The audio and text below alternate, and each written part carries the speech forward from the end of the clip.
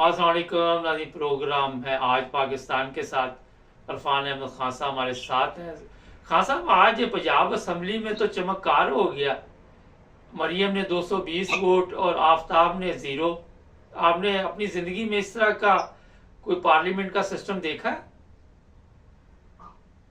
और देखें, पंजाब के अंदर हमेशा ये होता है, हम लोग भूल जाते हैं। पंजाब में ये एक रूटीन बनी हुई है कि कभी भी पुरअमन या वो इंतखाबात जो है, इलेक्शन वगैरह नहीं होते, हमेशा हंगामा राई होती है। आज भी हंगामा राई हुई है। पहले वो जो अपोजिशन के राना आफ्ताब साहब थे, वो पेश करना चाहते थे कोई करारदाद, पॉइंट ऑफ ऑर्डर पे वो बोलना चाहते थे।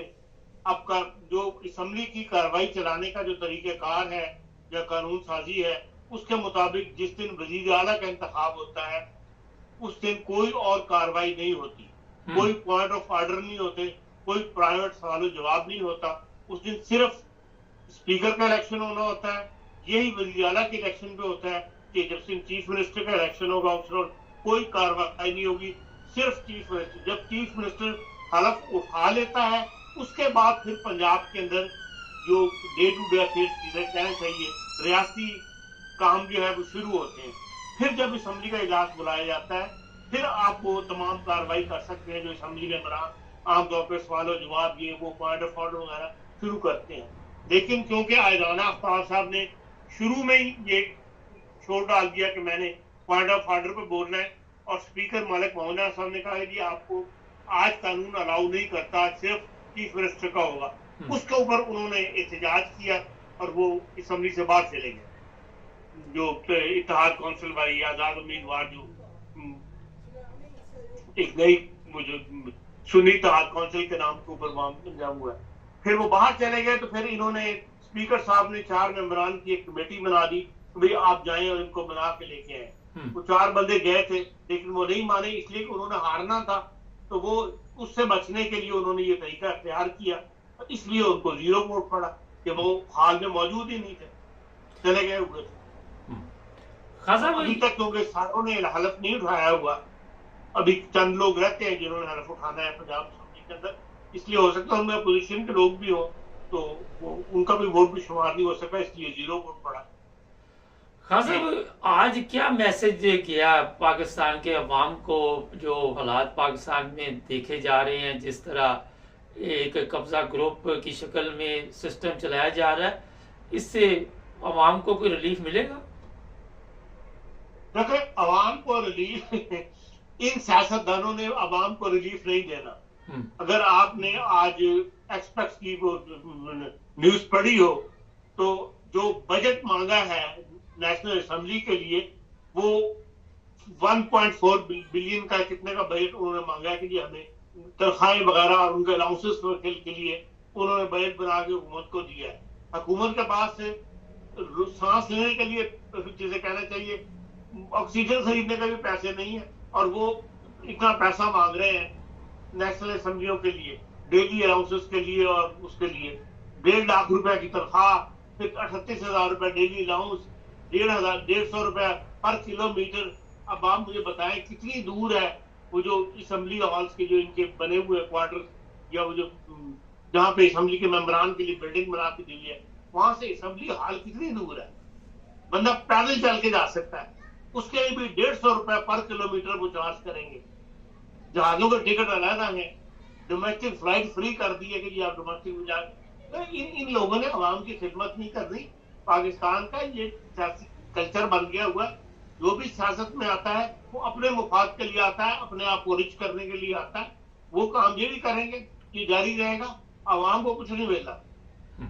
खान साहब, ये आज जो कुछ हुआ या कौमी असम्बली में जो होना है, इससे आप क्या समझते हैं कि इंटरनेशनल जो ममालिक है उनको क्या मैसेज दे रहे हैं हम? देखिए, इंटरनेशनल जो है उनको बड़ी अच्छी तरह समझ आ इस मामले से।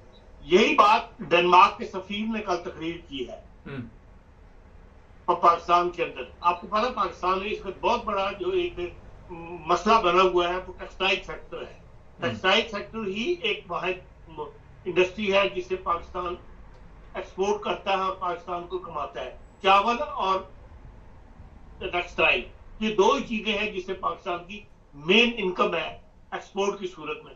बाकी तो आप और मैं पैसे भेजते हैं ना, हम जैसे लाखों जो बाहर भेजे हुए, और वो टेक्सटाइल सेक्टर जो है इस वक्त डगमगाया हुआ है कि गैस की कीमतें इतनी बढ़ गई हैं, बिजली की कीमतें इतनी बढ़ गई हैं, एक महीने में 3 दफा प्राइस से बढ़ी है। जिस प्राइस पे माल बेचा हुआ है वो देने को, प्रोडक्शन उस प्राइस पे नहीं हो रही, उन्होंने माल क्या वो बना के बेचना है। तो वहां पे उन्होंने यूरोपियंस को इन्वाइट कर रहे हैं बार बार टेक्सटाइल सेक्टर वाले कि वो आए और आके देखें में हमारी किस हालत में गुजर है। तो डेनमार्क के सफीर ने बड़ी अच्छी तकरीर किया और उसने कहा कि यहाँ किसी को फिक्र नहीं है मुल्क की, यहाँ सब अपनी अपनी अपनी अपनी गेम जो है वो अपनी फिक्र कर रहे हैं, मुल्क की फिक्र कोई नहीं कर रहा।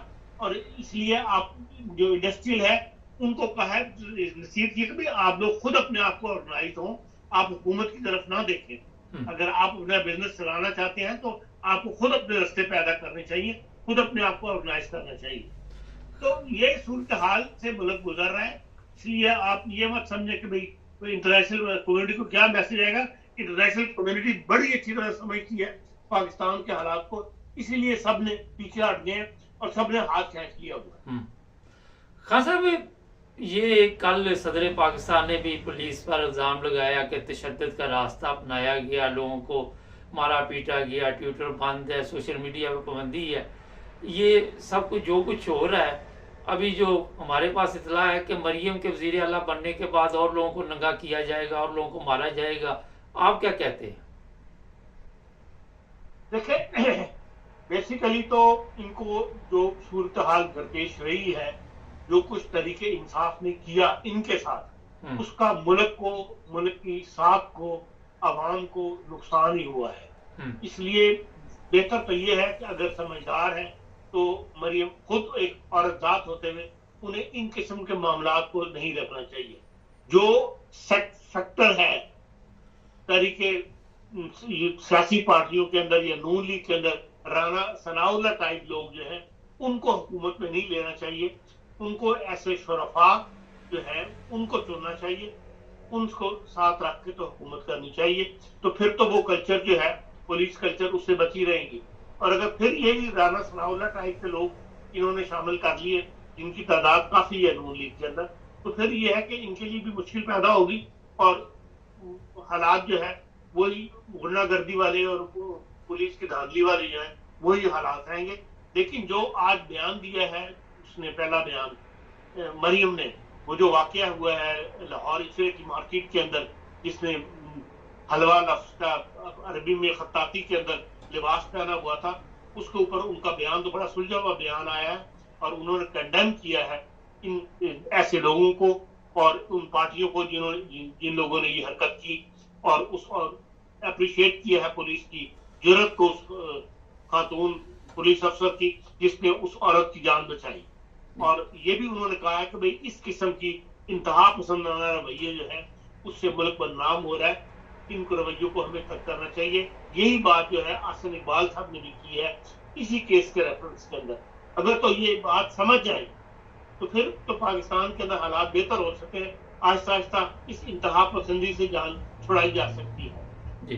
लेकिन अभी तक का जो रिकॉर्ड है मुस्लिम लीग नून हुकूमत का, उसके अंदर यही है कि वो मौलवियों को खुश रख के हुकूमत करते चले आ रहे हैं पंजाब के अंदर, जिसका नुकसान ये हुआ है कि मौलवी तभी खुश होता है जब अक़लीतों को दबाया जाए या छोटी जो सेक्टर जो लोग हैं जो अब उनकी बात मजहब के मामले में उनकी इजारादारी को तस्लीम किया जाए।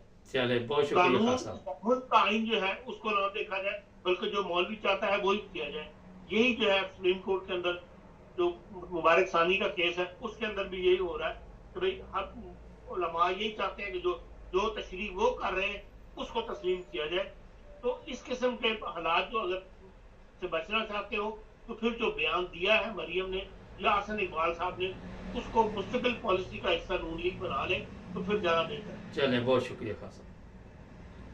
नाज़रीन, खान साहब की बात अपनी जगह, मगर जो गवर्नमेंट पुलिस गर्दी के साथ वजूद में आई हो तो फिर ये सोचना कि वो वहाँ पे ऐसे हालात पैदा करेंगे जो बदमाशी के साथ आई हो, और सादगी का हमारा ये म्यार है कि अगर कोई सियासत में नहीं आ रहा, मसलन कोई भी राना सनाउल्लाह या कोई भी, तो ये सोचते हैं हम कि वो बाहर निकल गया है।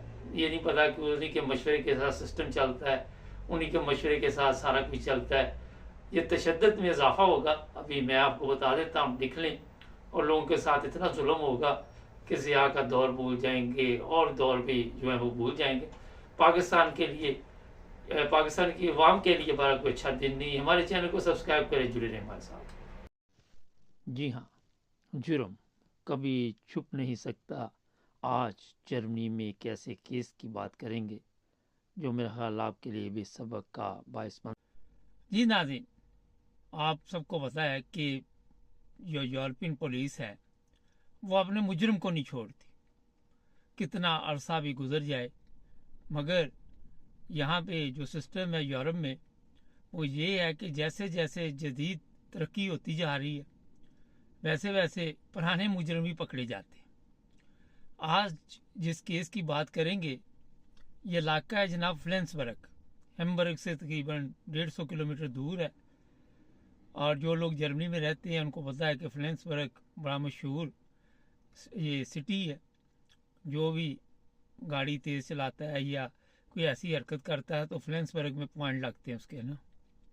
खैर, आज जिस केस की मैं बात आपको सुनाने वाला हूँ, ये 34 साल पहले इस शहर में पेश आया।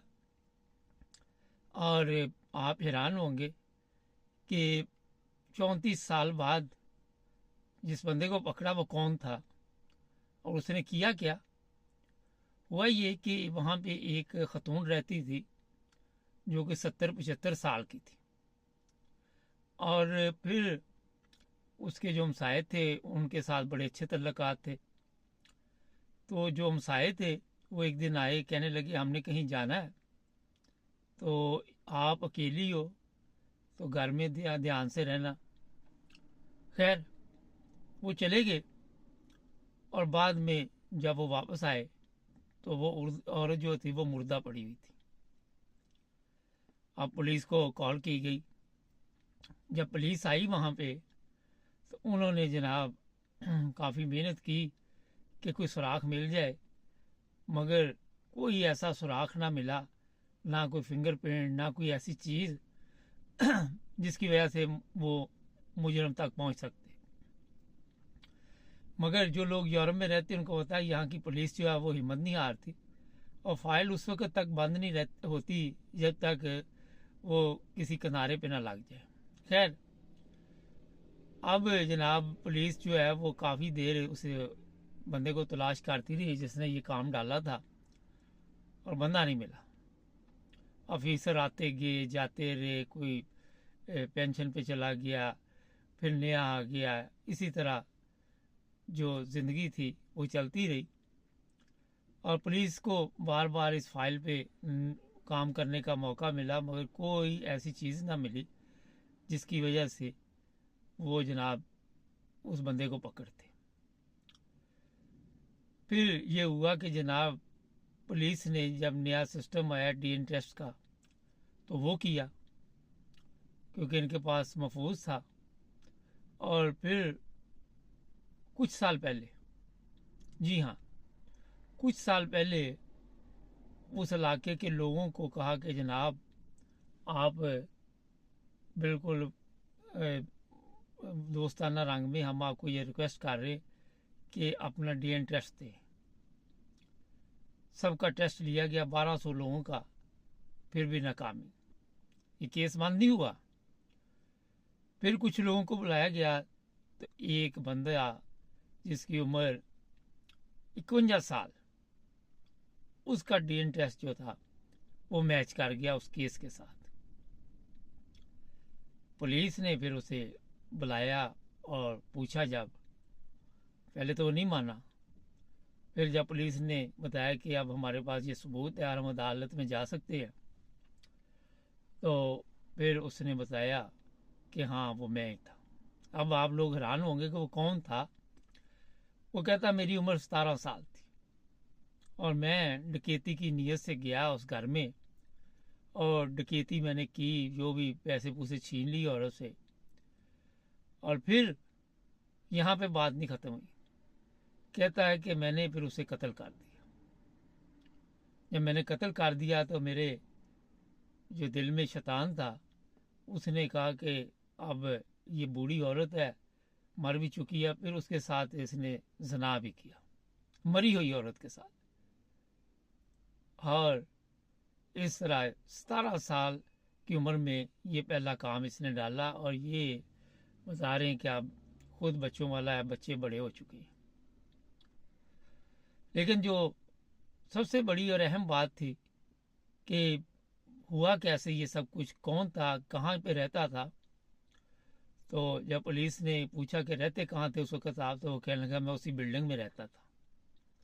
और पुलिस इधर उधर ढूंढती रही, उस बिल्डिंग पर ध्यान ही नहीं गया पुलिस का। ये बड़ा एक अहम सवाल है। कई दफ़ा आपने देखा ये फिल्मों में, ड्रामों में या वैसे भी, कि जिसने जुर्म किया होता है वो बिल्कुल पास होता है और हम सोच रहे होते हैं पता नहीं कहाँ वो भाग गया।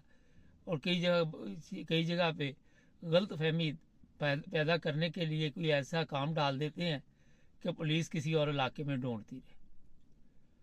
तो जनाब फिर उसे हुई उम्र कैद। जो बात है यहाँ पे बताने वाली, यूरोप में, जर्मनी में बहुत सारे बूढ़े वालिदैन रहते हैं जो अकेले हैं, पाकिस्तानी भी हैं और दूसरे मुल्कों के भी हैं, क्योंकि हमारे तो उर्दू के प्रोग्राम होते हैं। ये प्रोग्राम भी मैंने एक्टन साइशन से लिया है। जर्मनी के जो क्राइम है टीवी पे बाकायदा तौर पर वो दिखाए जाते हैं। उन लोगों को एहतियात करनी चाहिए। बगैर वजह जब आप किसी को जानते नहीं, आपकी अपॉइंटमेंट नहीं है, आपने किसी को टाइम नहीं दिया हुआ, तो दरवाज़ा ना खोलें। मोबाइल सिस्टम हर एक के पास है। और फिर आजकल कैमरे भी लगा सकते हैं आप, उसमें भी देख सकते हैं कि कौन है। कई दफ़ा पोस्ट वाले धोखे के साथ पोस्ट की वर्दी पहन के भी आ जाते हैं, ऐसे वाक़यात भी होते हैं। तो यहाँ पे जो एहतियात की ज़रूरत है, पाकिस्तानी जो बूढ़े लोग रह रहे हैं, चाहे वो ख़वातीन हैं। देखे वो 70-75 साल की औरत थी, मगर उस 17 साल के लड़के के अंदर भी शैतान जाग गया। तो यहाँ पे आप ये नहीं कह सकते कि हर जगह पे अच्छे लोग मौजूद हैं, मगर अपने आप को सेफ करने के लिए बड़ी एहतियात की ज़रूरत है। ऐसे आजकल लॉक मिल जाते हैं घरों में, थोड़ा सा दरवाज़ा खोल के आप चेक कर सकते हैं कि कौन आया है और किसके साथ हमारी कोई अपॉइंटमेंट थी, या कोई पैकेट रखने भी आया तो थोड़ा सा ही दरवाज़ा खोले, उसे कहीं बाहर रख दे और फिर अच्छी तरह चेक करने के बाद वो पैकेट उठाएं। मज़बूत किस्म के दरवाजे होने चाहिए और जो लॉक है वो भी मज़बूत होने चाहिए। और कई लोग चाबी लगाते नहीं हैं, वैसे छोड़ देते हैं। आप घर में हो या घर से बाहर हो, अगर घर में तो फिर भी दरवाजे को लॉक करके रखें। जैसे जैसे ये लोग यहाँ पे आपने देखा बढ़ रहे हैं, जराइम में इजाफा हो रहा है। वहाँ पे ये नहीं वो देखते कि बूढ़ा आ गया काबू, कोई जवान आ गया, और वो देखती है कि बस हमारा काम चलना चाहिए। अब जो चीज़ें मैंने आपको बताई हैं, मेरा ख्याल आपकी समझ में आ गई होंगी, क्योंकि एहतियात बहुत ज़रूरी है। अगर आप एहतियात नहीं करेंगे तो किसी वक्त भी नुकसान उठा सकते हैं। ये नहीं सोचना कि हमारे पास कुछ नहीं है। कई लोगों के ज़हन में होता है कि बैंक में पड़ा हुआ है। पाकिस्तानी हमारे लोग होते हैं, जेवर घरों में रखा होता है। जर्मनी में तो लाकर बहुत सस्ता है, यूके में ज़रा महंगा है, मगर फिर भी एहतियातन आप वहाँ रखें ताकि आपके जो जेवरात है वो भी महफूज रहे और उसके बावजूद आपकी इज़्ज़त भी महफूज रहे। इसके लिए आपको बहरहाल अपनी केयर करनी होगी। हमारे प्रोग्रामों का मकसद यही होता है कि कोई ना कोई आपको फ़ायदा पहुँचे, नुकसान ना हो किसी का। तो जनाब हमारे चैनल को सब्सक्राइब करें, जुड़े रहें हमारे साथ, ताकि और भी प्रोग्राम आप देखते रहें। और हमें अब आप टिकटॉक पे भी देख रही हैं, लाइव प्रोग्राम भी जल्द शुरू हो रहे, जुड़े रहें हमारे साथ। कौन थी वो लड़की? जी हाँ, जिसने अरबी में वो लिबास पहना हुआ था। और फिर क्या हुआ? अस्सलाम वालेकुम नाज़रीन, प्रोग्राम है आज पाकिस्तान के साथ। अच्छा जनाब, मेरा एक दोस्त था, कराची से तल्लक था और जर्मनी में मेरे साथ उसकी मुलाकात हुई काफ़ी अर्सा पहले, कुछ 40 साल पहले की बात है।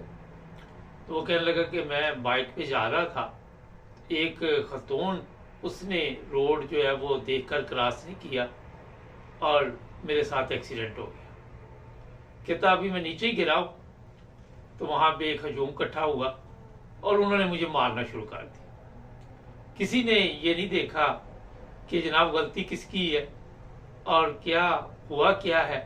अगर एक ने आगे थप्पड़ सीध किया तो दूसरों ने कहा कि ये हमारा कौमी फरीजा है, इसमें हम भी हाथ साफ करेंगे। कल इचरे में जो वाकया पेश आया, मैं तो वैसे कल करने वाला था प्रोग्राम, मगर मैंने कहा अच्छी तरह तस्दीक कर ली जाए।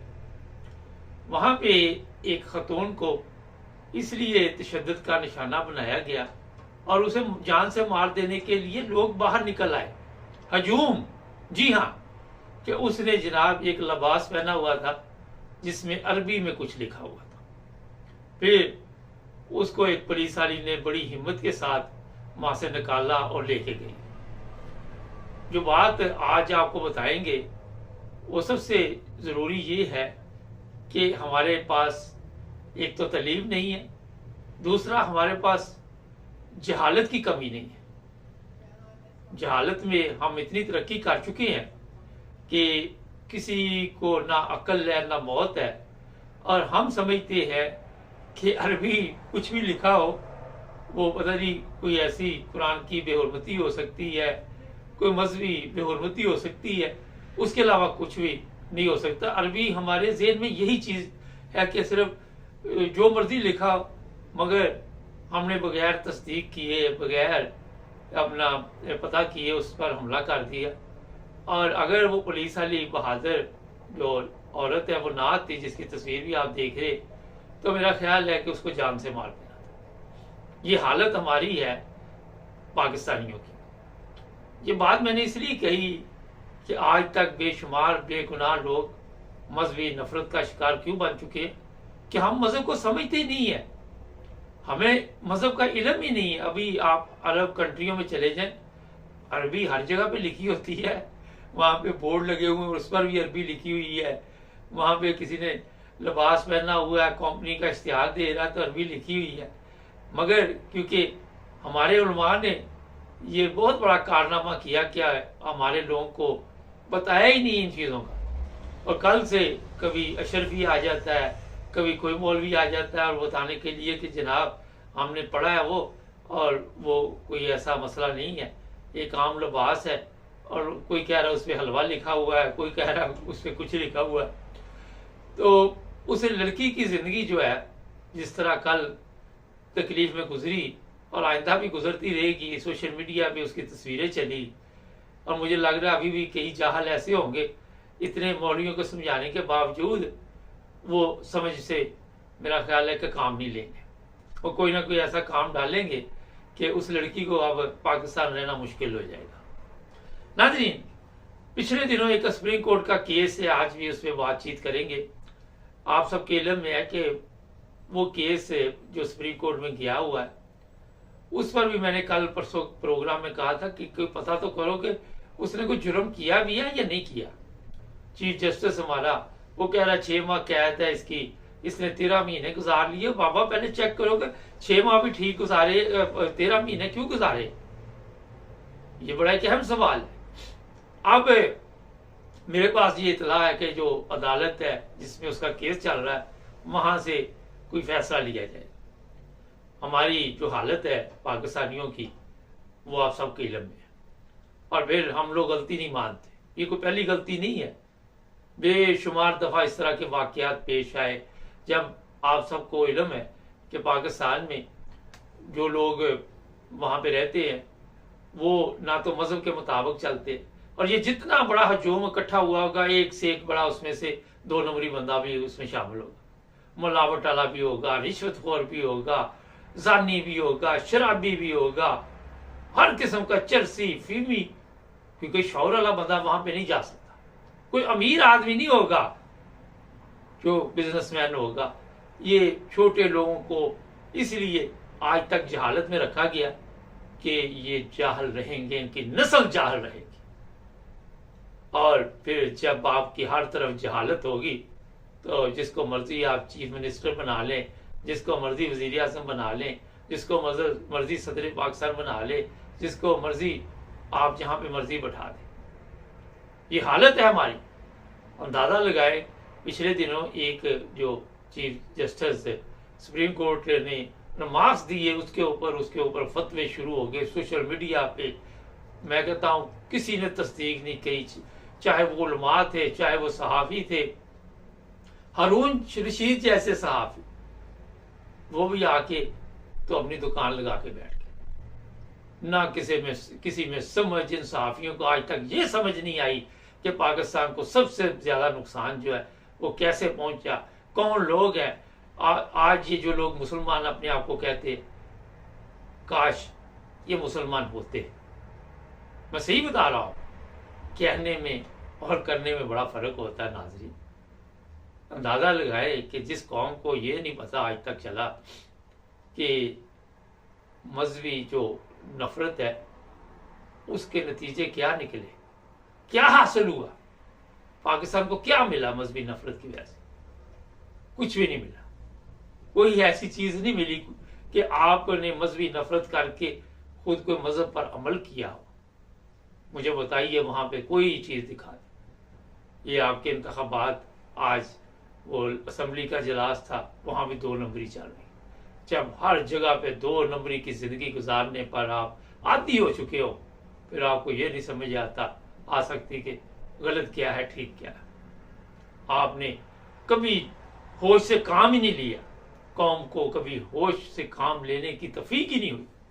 जब भी देखो ये जोश में आकर ऐसे ऐसे गलत काम करते और फिर कहते जी अल्लाह ताला की तरफ से हमारे ऊपर इनाम आएगा। आपके ऊपर इनाम कैसे आएगा मुझे बताइए।